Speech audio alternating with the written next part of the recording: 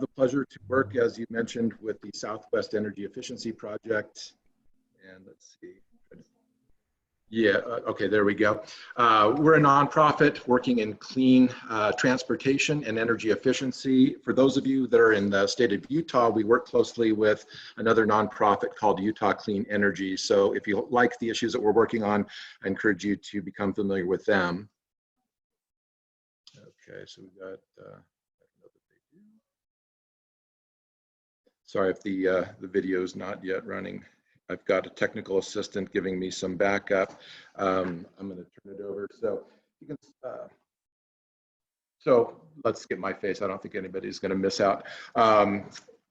Pleasure and honor to be part of this event. I'm humbled by the other participants' backgrounds and credentials. My main qualification is that I've been on the front lines of many political and other battles advocating for clean energy, which reduce greenhouse gases. So I hope that some of my experiences will be helpful to those of you that want to be more engaged in comparable efforts. And also, a lot of my message is we can engage with folks that don't believe in climate change or anthropogenic climate change. We can engage with those folks that think it's a hoax or a Chinese plot, because there's many other features to these technologies that reduce greenhouse gases that we can involve them with.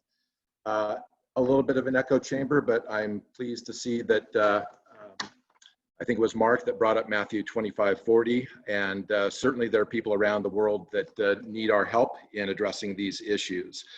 Climate change, I believe, is wreaking devastation on many of our world's already disadvantaged populations, exacerbating conditions that lead to starvation, war, and related human misery. Also doing unto others as you would have them do unto you. Also, from a faith perspective, oops, are you okay? They're not showing up. Okay, let's go to share screen. I did, and I thought that you were.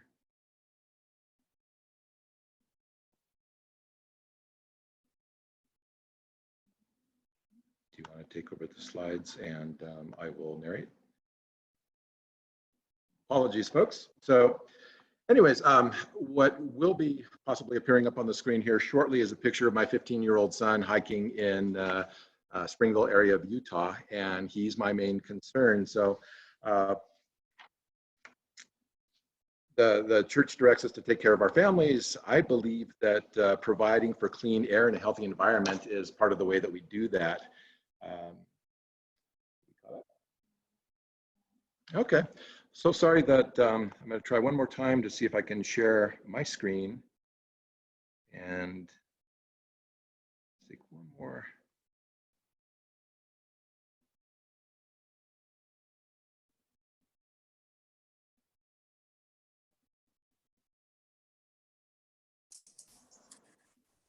While Tom's getting that ready, I want to just acknowledge the graphic designer that created this graphic for us for this symposium. Chuck Landvatter is a great graphic artist who created this image.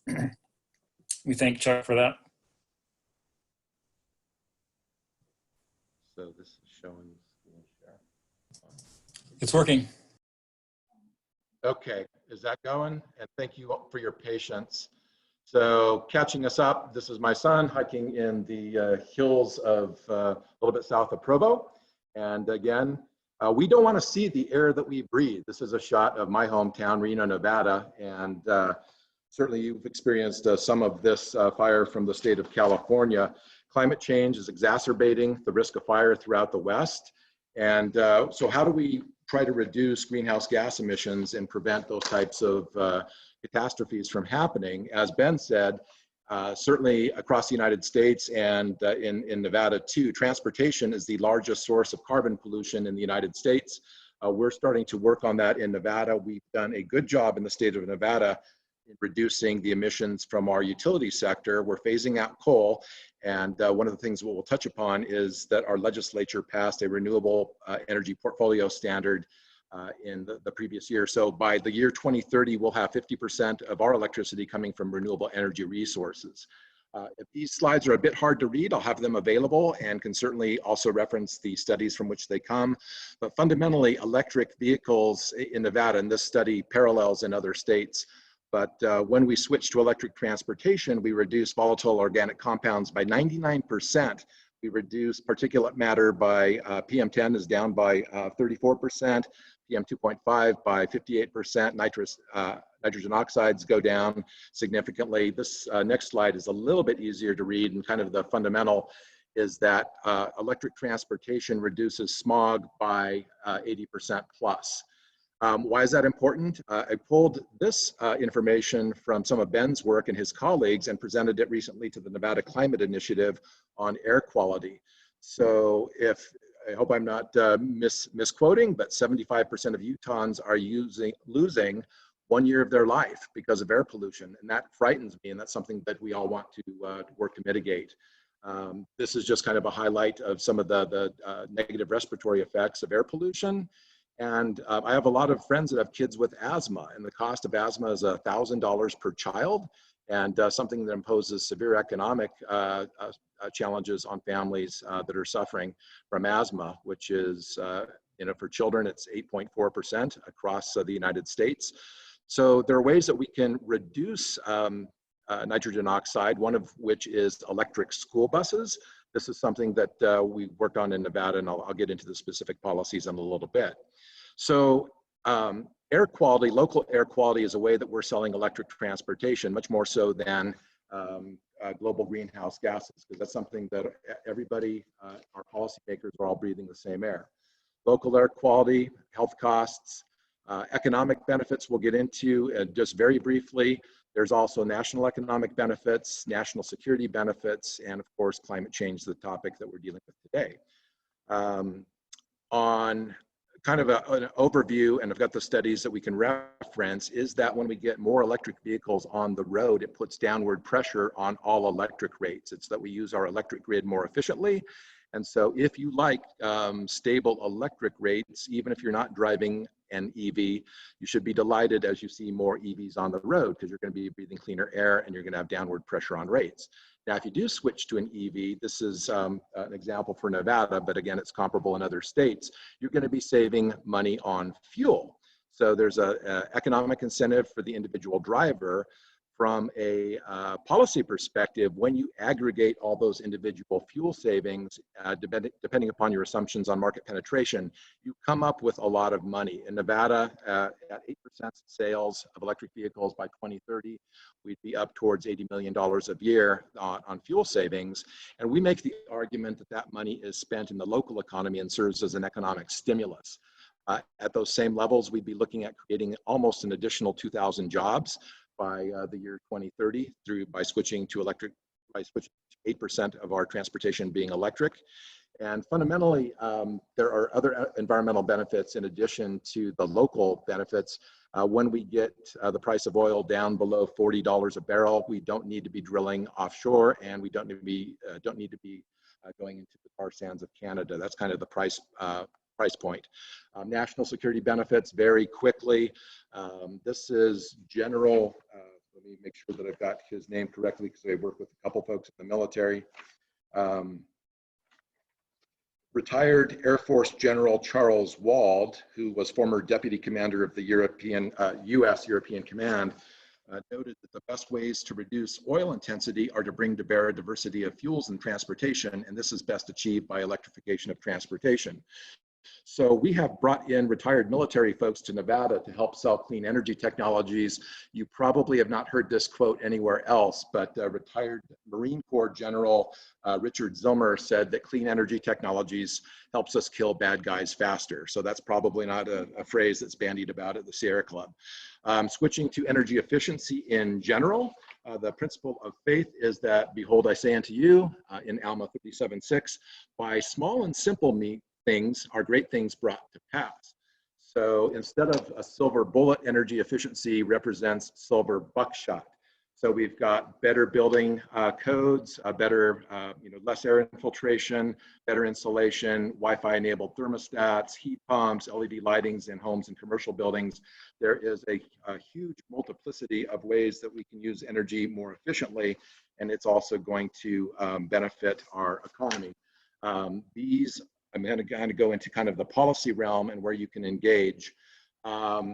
This may not be overly clear, but SWEEP did a study called the $20 billion Bonanza, and it took a look at what off-the-shelf technologies could do, and just simply the best practices of utilities across the country with what they call demand-side management programs.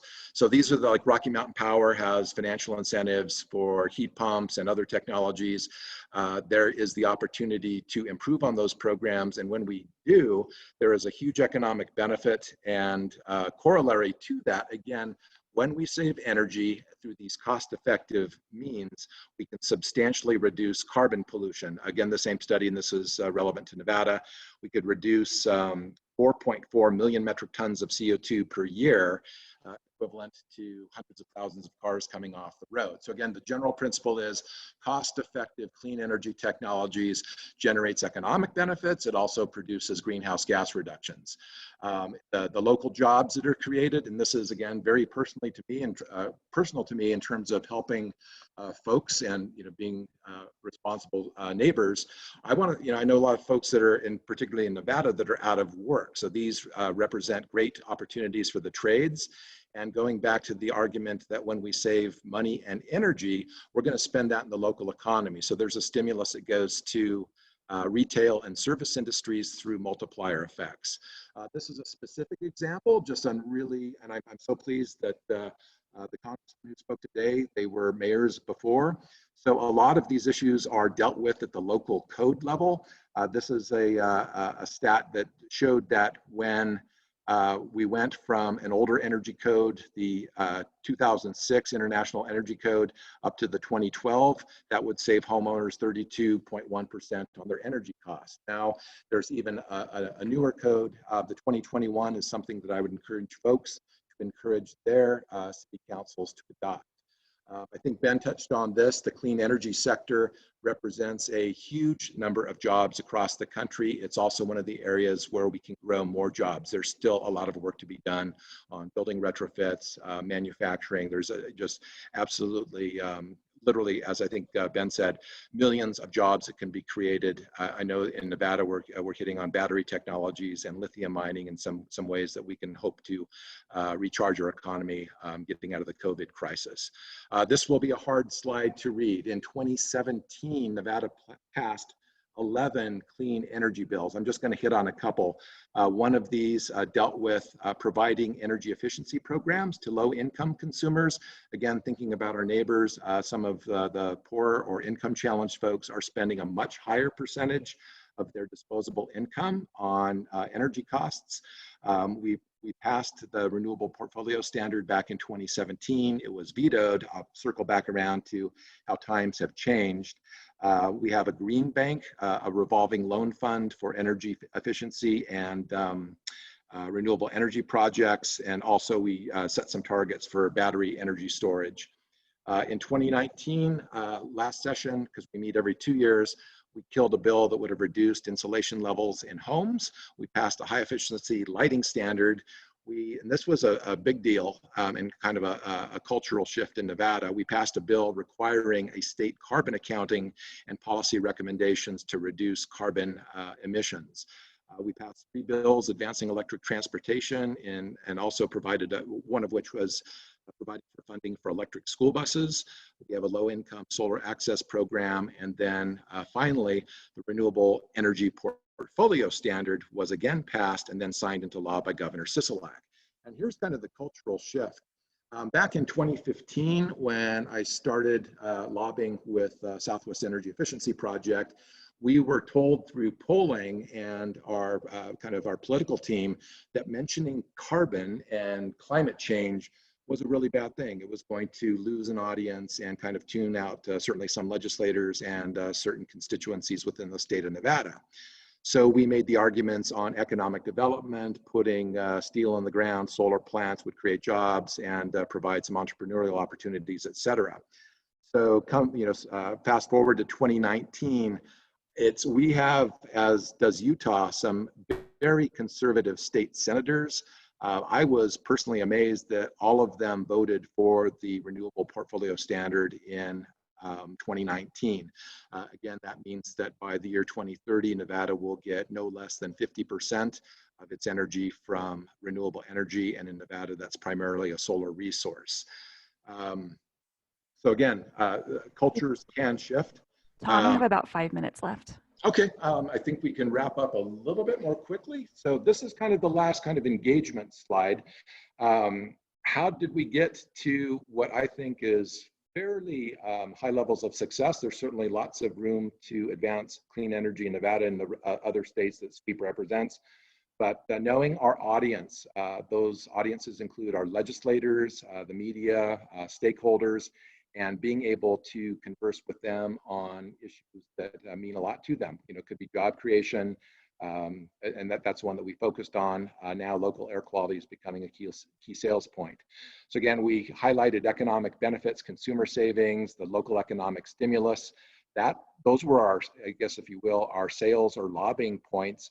But again, these technologies do reduce greenhouse gas emissions, and we are in a downward trend. Again, with electric transportation, local air quality is a great sales point. Everybody's breathing the same air here in the Wasatch Front or in Reno or in Las Vegas or in Phoenix. So let's clean up our local air. We have a great media team with whom we work, a coalition of organizations that present these issues through the media. And we do build coalitions not only with the clean energy community, but now we're really trying to reach out to healthcare professionals, business interests, and a key constituency I didn't list here is moms. Mothers concerned about their children's future are a powerful force. There is a group called the Moms Clean Air Force. We're really pleased to work with them, and more conservative elements too. As I mentioned, there's some military retired generals that are involved in this whole process too. For those of you that have not yet been involved in the legislature or your local government, it is a fairly friendly place. It just, you know, with a little bit of guidance, and if you want to follow up afterwards, there's ways of, you know, learning what the bills are and how you can express your voice in support of clean energy. And a little bit more esoteric is the Public Utility Commission proceedings, and we can provide guidance for that too. So I've got my contact information. I know that goes really fast and furious, but if any of those points are of interest to you, then I'd be delighted to follow up with anybody that's participating in this call. And thank you so much. That's the end of my presentation.